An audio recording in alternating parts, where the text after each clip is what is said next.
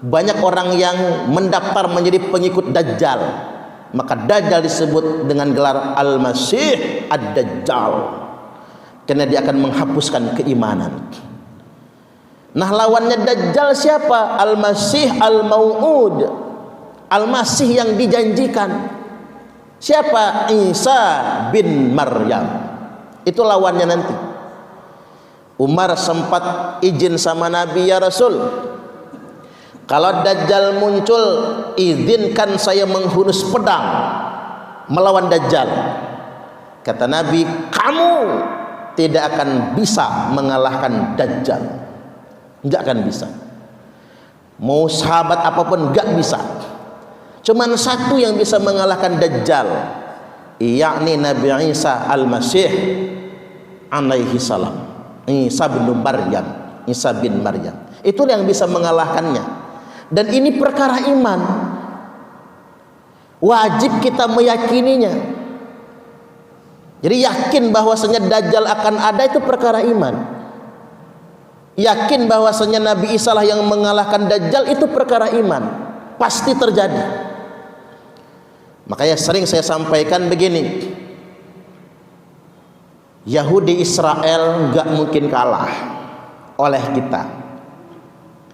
Jadi sederhanakanlah berpikir, netralkanlah emosi kita, jangan berlebih-lebihan, matangkan cara berpikir kita.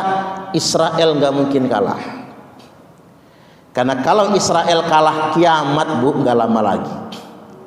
Nah, ini yang harus kita pahami. Yahudi itu nggak mungkin kalah.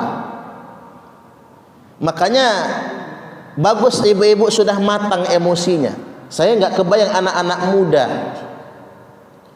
yang nonton kekerasan Israel terhadap Muslim jalur Gaza Palestina, mendidih darah kan? Mendidih nggak bu? Anak kecil digituin, ada yang putus kakinya kan begitu. Perempuan dianiaya, orang sholat digebukin, mendidih nggak? Mendidih rasanya. Untung kita sudah matang dan tua, bisa kita atasi dengan istighfar. Nah, bagaimana dengan anak muda? Begitu ditontonkan begitu, muncul heroismenya. Saya akan bela saudara saya di Palestina. Sebatas itu bagus. Orang nggak perlu jadi muslim untuk membela Palestina, cukup dia jadi manusia. Betul nggak kira-kira? Walau entah apa agamanya, kalau dia betul manusia, pasti dia akan membela Palestina. Karena itu kan kejahatan kemanusiaan. Tapi hati-hati dengan dimanfaatkan orang. Begitu semangat heroisme ingin berjihad membela Palestina, lalu dimanfaatkan oleh kelompok-kelompok kepentingan. Entah untuk kepentingan politik, entah untuk kepentingan ideologi, kelompok radikal kan merekrut anggota pakai cara begitu, atau untuk kepentingan motif ekonomi. Sini loh, kalau mau jihad bela Palestina nyumbang sekian. Orang kan karena demi Palestina nyumbang, padahal nggak nyampe kepada saudara yang di Palestina, tapi kepada kelompok jaringan tertentu. Kan banyak di Bandar Lampung beberapa tahun yang lalu yang kotak infak yang ratusan bu, yang di rumah-rumah makan yang disita Densus 88, katanya untuk donasi, katanya buat zakat infak sodako, ternyata untuk kepentingan jaringan teroris. Hati-hati. Ini saya ambil contoh sederhana. Nah, mengapa saya ingin ingatkan, Israel nggak bisa kalah kalau sekarang. Karena kalau dia kalah sekarang ya kiamat, nggak lama lagi.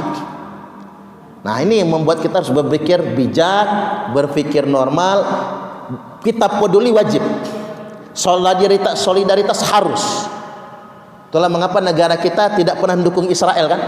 Indonesia dari zaman Soekarno, Pak Soekarno, Pak Soeharto, B.J. Habibie, Gus Dur, Megawati, SBY, Jokowi tidak pernah mendukung Israel. Semua mendukung Palestina. Makanya kita bersyukur punya bangsa Indonesia, punya negara kesatuan Republik Indonesia. Tidak pro kepada penjajah, tapi pro kepada yang terzalimi, yang terjajah. Ini penting. Tapi jangan sampai kita emosi yang berlebihan.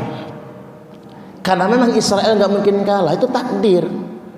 La tufsidunna fil ardi marratain. Mereka akan berbuat kerusakan di muka bumi itu 2 kali. Nah, begitu mereka berbuat kerusakan yang kedua, yang sekarang ini, wala ta'alunna uluwan kabira. Yahudi Israel itu kata Allah, mereka akan menyombongkan diri dengan kesombongan yang besar. Sombong banget. Ya iyalah. Siapa yang bisa ngalahinnya, Bu? Arab Saudi kalah. Iran udah ketar-ketir nih. Siapa yang bisa ngalahin dia? Negaranya kecil.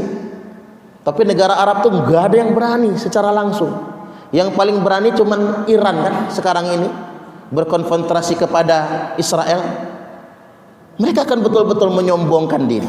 Nah, sampai Dajjal muncul. Setelah Dajjal muncul dan menjajah, semua bangsa-bangsa di dunia ini kalah sama Dajjal. Bukan cuman Indonesia, bukan cuman negara-negara di Timur Tengah. Amerika kalah. Amerika tuh kalah. Eropa kalah, Afrika kalah, Cina kalah. Yang paling hebat Dajjal itulah. Sampai kemudian Nabi Isa memimpin pasukan, Dajjal berhasil dibunuh oleh Nabi Isa Al-Masih alaihi salam. Termasuk dihukumnya umat Yahudi. Mereka nyumput di balik batu-batu ngomong, ada Yahudi di belakang saya. Selesaiin. Nyumput di balik pohon-pohon ngomong. Baru kemudian mereka akan dihukum atas kejahatan itu. Kadang-kadang kalau kita membaca hadis-hadis begini, kita jadi sadar. Jadi jangan terbawa emosi, jangan mau dipancing orang. Jangan mau dipancing orang. Dipanas-panasin isu Palestina, ujung-ujungnya membenci negara sendiri. Kan aneh ya, Bu? Apa alasannya benci sama negara sendiri? Indonesia nggak mau nyerang Israel, boro-boro nyerang Israel, Bu.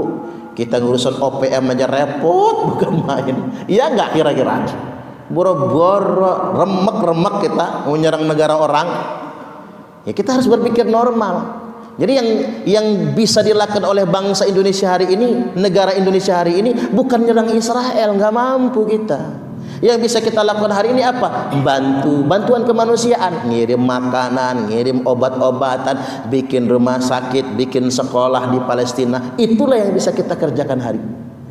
Jadi kalau ada orang yang dengan alasan membela Palestina ngajak kita benci sama negara kita sendiri, itu sudah penipuan, manipulasi. Yang itu yang harus kita antisipasi. Apalagi atas dasar motif-motif yang lainnya. Seperti yang pernah saya ceritakan, itu ada mantan narapidana terorisme ya, Bu, yang ngerampok Bank BRI Bulukerto Gading Rejo Prengsewu. Itu kan gara-gara nonton video Palestina Israel. Gara-gara itu diajak jihad, oke dia gabung. Ternyata bukan jihad ke Palestina, ngerampok bank. Mengapa dia ngerampok bank? Diomongin begini, kita butuh ongkos ke Palestina itu. Nah, untuk ngumpulin ongkos itu kan susah kalau cuma nabung, nggak cukup. Kita rampok aja tuh bank. Bank itu kan punya togut, punya rejim Indonesia. Itu kan punya orang kafir. Halal kita rampok. Nah kan begitu. Merampoklah Bank BRI Bulukerto itu. Bukannya jihad, malah menjadi narapidana. Ini contoh. Setelah dia ngobrol sama saya tuh ketipu benar, Ustadz, kata dia. Saya mah mikirnya pokoknya jihad aja, bela saudara di Palestina. Nggak pernah berangkat ke sana, yang ada suruh ngerampok. Ecek-ecek jadi Robin Hood, perampok budiman ya, Bu. Kata dia nanti uangnya itu, Ustadz, selain buat ongkos kami jihad, separuhnya mau kami bagikan ke para fakir miskin. Kamu Robin Hood juga, kata saya. Ternyata belum sempat dibagi-bagi, Bu, udah ketangkep. Nah ini contoh sederhana. Jadi yang kita lakukan sekarang bagaimana? Menyaksikan jahatnya Yahudi, jahatnya Israel, bahkan nanti jahatnya Dajjal. Yang bisa kita lakukan adalah berlindung kepada Allah. Wa min syarri fitnatil masihid Dajjal. Tidak akan keluar Dajjal selama kita masih berdoa kepada Allah untuk berlindung. Selama khotib Jumat masih menyebut Dajjal.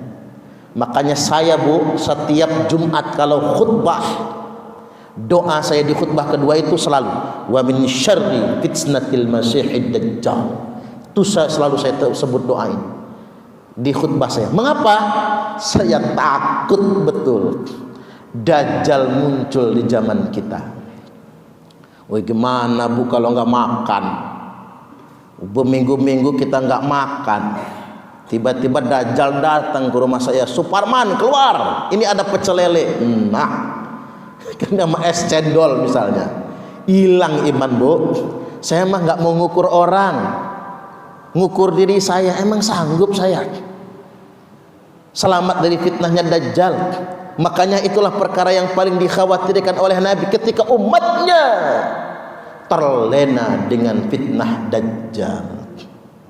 Jadi ini yang harus kita antisipasi, yang harus kita hindari dengan cara memperbanyak doa. Setelah mengucapkan doa itu, kemudian kita baru assalamualaikum warahmatullah ke kanan dan ke kiri. Walaupun doa setelah tasawuf akhir, setelah sholawat di tasawuf akhir, sebelum salam itu ada juga versi keduanya. Kalimatnya begini, Allahumma inni zalamtu nafsi zulman katsira wa la yaghfiru dzunuba illa anta faghfirli maghfiratan min indika warhamni innaka antal ghafurur rahim. Ini juga doa tercantum dalam kitab Sahih Al-Bukhari nomor hadis 834. Allahumma inni zalamtu nafsi zulman katsira. Artinya, ya Allah, sesungguhnya aku telah menzalimi diriku sendiri. Belum lagi kita berbuat zalim sama orang, sebenarnya kita terlalu banyak menzalimi diri kita sendiri. Zulman katsira, dengan kezaliman yang sangat banyak. Kita kan berbuat dosa itu zalim dengan diri sendiri. Sesuatu yang berlebih-lebihan itu kan zalim dengan diri sendiri. Contoh ya, gara-gara zaman modern. Kalau zaman dulu cukup orang nikah ijab qabul, mengundang tetangga sekitar.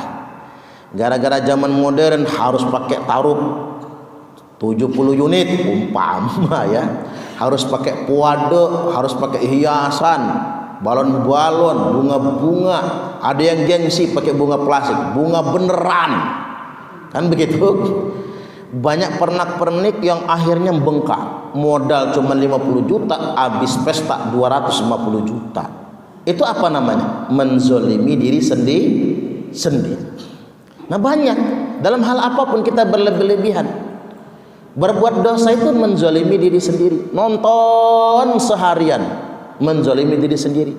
Ada ibu-ibu itu main game Mobile Legend Bu. Ibu-ibu main Mobile Legend, enggak ngurus lakinya lagi. Sampai kata lakinya, mau tidur bareng aja main Mobile Legend dulu dia itu. Nanti kan zalim, dia zalim pada suami, menzalimi diri sendiri. Makanya ini bagus juga doa diamalkan. Wala yaghfiru dzunuba illa anta, dan tidak ada yang mengampuni dosa kecuali hanya Engkau ya Allah. Faghfirli, maka ampunilah dosaku, maghfiratan min indika, dengan ampunan yang ada di sisi, karena ampunan Allah itu luas sekali.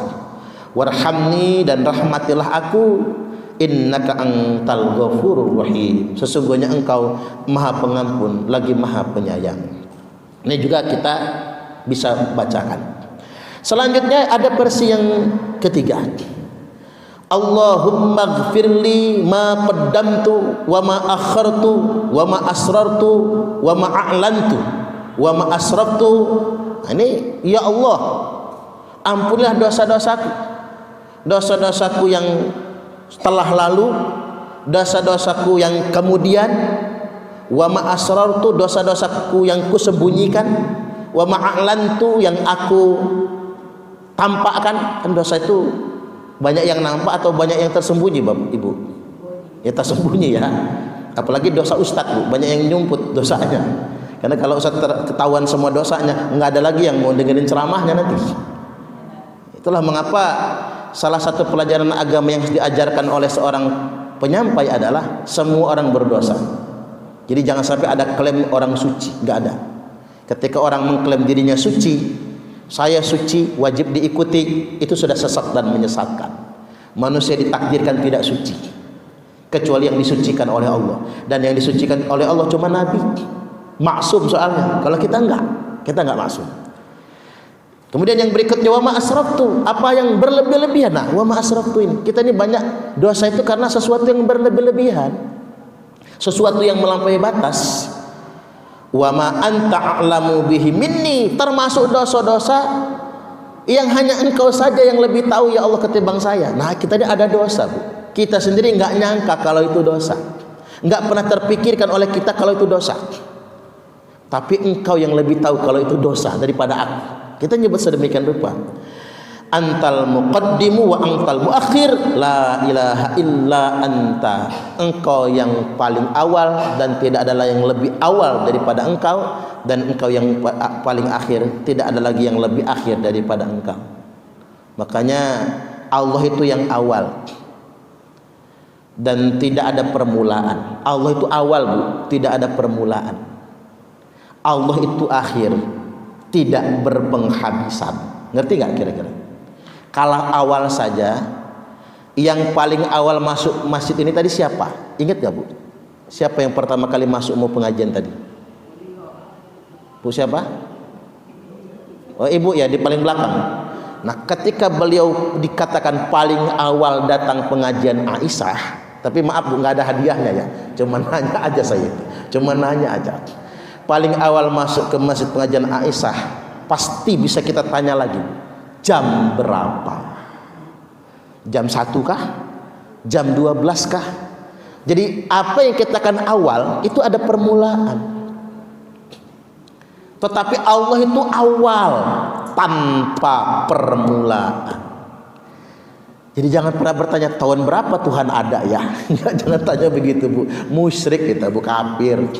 Kira-kira Tuhan itu hadir di alam ini kira-kira bulan apa, tahun berapa tahun sebelum Masehi misalnya. Enggak begitu. Jadi awalnya itu tanpa permulaan, Bu.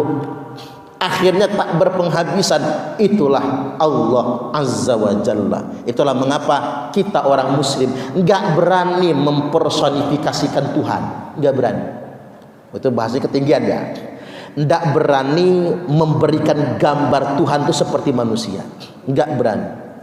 Karena mengapa? Saking mahanya Allah Azza wa Jalla. Makanya kita enggak berani melukiskannya. Jangankan melukiskannya, mikirin zatnya saja gila kita. Karena enggak mungkin nyampe. Cuman kalau ibu-ibu penasaran, sabar. Penasaran enggak? Sabar. Kalau penasaran tunggu mati dulu, Bu. Udah mati di akhirat, oh itu toh.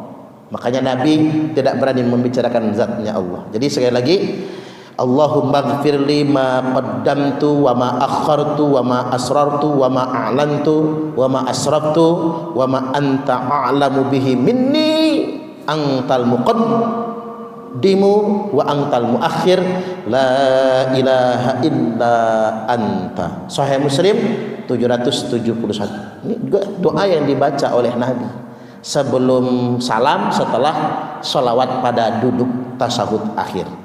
Baik, kemudian yang berikutnya Nabi mengucapkan salam. Diriwayatkan dari Abdullah bin Mas'ud radhiyallahu an, dia berkata bahwasanya Nabi menyudahi salatnya dengan mengucapkan salam ke kanan dan ke kiri.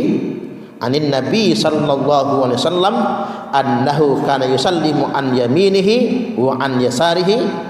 Sesungguhnya Nabi mengucapkan salam ke kanan dan ke kirinya. Assalamualaikum warahmatullahi, assalamualaikum warahmatullahi. Kalau bisa pandangan mata melihat yang di belakang. Walaupun bahu ini jangan digerakkan, cukup kepala saja. Assalamualaikum warahmatullahi, assalamualaikum warahmatullahi. Jadi nggak perlu begini ya. Jadi jangan begini. Jadi kepalanya saja yang ditolehkan, sempatkan melihat ke kanan ke kiri dan tampak terlihat kalau ada yang di belakang kita. Hadis ini tercantum dalam kitab Sunan Abi Daud 996 dan At-Tirmidzi 295. Dan bolehkah sampai assalamualaikum warahmatullahi wabarakatuh? Boleh juga, nggak apa-apa. Cuman bacaan paling minimalnya assalamualaikum warahmatullah, assalamualaikum warahmatullah. Boleh juga assalamualaikum warahmatullahi wabarakatuh. Nah, mengapa wabarakatuhnya enggak dipakai oleh sebagian besar ulama? Memakai yang lafaz pendek saja, assalamualaikum warahmatullah, agar cepat. Karena begini, assalamualaikum warahmatullah, assalamualaikum warahmatullah, antara salam ke kanan dan ke kiri itu kalau bisa jangan kelamaan. Mengapa nggak boleh kelamaan? Makmumnya duluin nantinya. Jadi kalau imam begini, assalamualaikum warahmatullah, lama betul beberapa detik baru ke kiri. Makmum itu udah duluan ke kiri. Akhirnya makmum keluar dari sholat mendahului imam. Sholatnya makmum memang nggak batal, karena ngapa? Salam ke kanannya masih duluan imam, salam ke kirinya yang duluan makmum. Tapi makmum bisa kehilangan pahala sholat berjamaah. Gara-gara apa? Salam ke kirinya mendahului imam. Yang suka mendahului imam itu siapa? Anak-anak. Ya nggak kira-kira? Anak-anak itu begitu.